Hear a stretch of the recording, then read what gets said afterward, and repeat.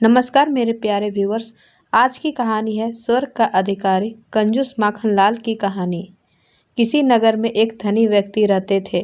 उनका नाम था माखनलाल, किंतु उनकी कंजूसी के कारण लोग उन्हें लाला जी कहकर पुकारने लगे।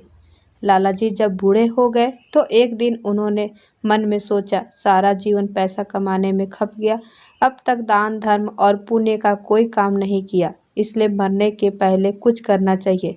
किसी से सुना था कि अंतिम समय में गाय का दान करने से सभी पाप मिट जाते हैं और मनुष्य सद्गति को प्राप्त होता है। लाला जी ने सोचा, क्यों न गाय का ही दान किया जाए। मन में यह निश्चय कर वे गाय की तलाश में निकल पड़े। एक गुज्जर के पास गाय मिल भी गई, लेकिन सौदा नहीं पटा। उस मरियल गाय की कीमत लाला जी 2 रुपये से अधिक नहीं देना चाहते थे, जबकि गुज्जर 2.25 रुपये से कम कीमत में गाय नहीं बेचना चाहता था। बात बनी नहीं तो लाला जी खाली हाथ वापस लौट गए। कुछ दिनों बाद लाला जी बीमार पड़े और इतने कमजोर हो गए कि उन्हें जीवन की आशा न रही। उन्होंने अपने बेटे को बुलाकर गाय दान करने की अंतिम इच्छा प्रकट की।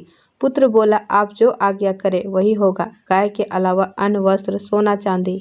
लाला जी ने कहा, नहीं नहीं, केवल गाय का दान बहुत है। लाला जी ने बताया कि फलाना गुजर के पास एक गाय है।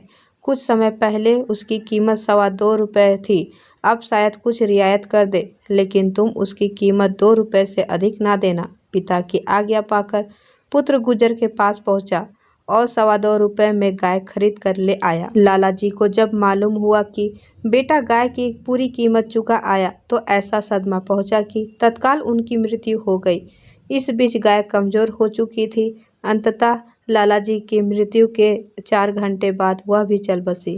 मरने के बाद लाला जी की आत्मा को यमराज के पास पहुंचाया गया और उनके पाप पुण्य का लेखा जोखा करने के बाद यमराज बोला, लाला जी, आपने अपने जीवन में पुण्य का कोई काम नहीं किया। मरते समय एक गाय का दान किया है, वह भी 4 घंटे बाद मर गई, इसलिए आपको 4 घंटे का स्वर्ग मिलेगा और बाकी समय नर्क में बिताना पड़ेगा। लाला जी बोले, कोई बात नहीं, मुझे 4 घंटे के लिए स्वर्ग मिला है तो पहले स्वर्ग भेज दो, शेष समय मैं नर्क में बिता लूँगा। यमराज बोला, पहले 1000 वर्ष नर्क में जाना होगा, उसके बाद आपको स्वर्ग भेजा जाएगा। लाला जी अड़ पड़े, बोले, मैं पहले स्वर्ग जाना चाहता हूँ। यमराज ने डपटते हुए कहा, स्वर्ग पहले नहीं, पहले नर्क की हवा खाओ, यही हमारा नियम है। दोनों में वाद विवाद चल रहा था कि पैने सींग वाली गाय भी वहां आ पहुंची और लाला जी के पास खड़ी हो विनम्र स्वर में बोली, मैं आपका कमाया हुआ पुण्य हूँ, इसलिए 4 घंटे के लिए आपकी सहायता करने आई हूँ। आप आज्ञा दें कि मैं आपकी क्या सेवा कर सकती हूँ। गाय को अपना सहायक पाकर लाला जी को साहस मिला। बोले, यह यमराज मेरी बात नहीं मानता, पहले मुझे नर्क भेजना चाहता है। यदि सचमुच तुम मेरी सहायता के लिए आई हो तो इस यमराज का पेट फाड़ डालो। सुनते ही गाय अपने पैने सींग उठाकर यमराज की ओर दौड़ी। यमराज अपना आसन छोड़ भाग खड़ा हुआ और त्राही त्राही करता हुआ ब्रह्मा के पास जा पहुंचा। यमराज को भयभीत हुआ देख ब्रह्मा जी मन ही मन शंकित हुए। यमराज ने अपने भय का कारण उन्हें बताया और अपनी रक्षा के लिए हाथ फैला दिए। इस बीच गाय के साथ लाला जी भी ब्रह्मा जी के सम्मुख उपस्थित हो गए। ब्रह्मा ने बड़े शांत भाव से लाला जी को समझाया कि हमारे नियम के अनुसार पहले आपको नर्क में ही जाना होगा। प्राणी के पापों का प्रायश्चित जब हो जाता है तब वह स्वर्ग का अधिकारी बनता है, इसलिए पहले नर्क में जाइए। लाला जी अपने बात पर अड़े थे। बोले, यह नहीं होगा, मैं पहले स्वर्ग भोगना चाहता हूँ। ब्रह्मा जी ने क्रोध में आकर डपट दिया, तुम्हारे लिए हम अपने नियमों का उल्लंघन नहीं कर सकते। जीवन में तुमने थोड़ा सा पुण्य किया है और 4 घंटे के लिए स्वर्ग की प्राप्ति कर सके हो, जबकि हमारे पास ऐसे जीवों की कमी नहीं है जो जीवन भर पुण्य कमाते रहें। उन्हें भी पहले नर्क में भेजा जाता है, बाद में स्वर्ग की प्राप्ति होती है, इसलिए पहले नर्क जाओ। बात बढ़ी तो लाला ने गाय की तरफ देखा। बोला, यह दुष्ट भी मेरी बात नहीं सुनता, इसलिए जरा इसकी भी खबर लेना। ब्रह्मलोक में हलचल मच गई।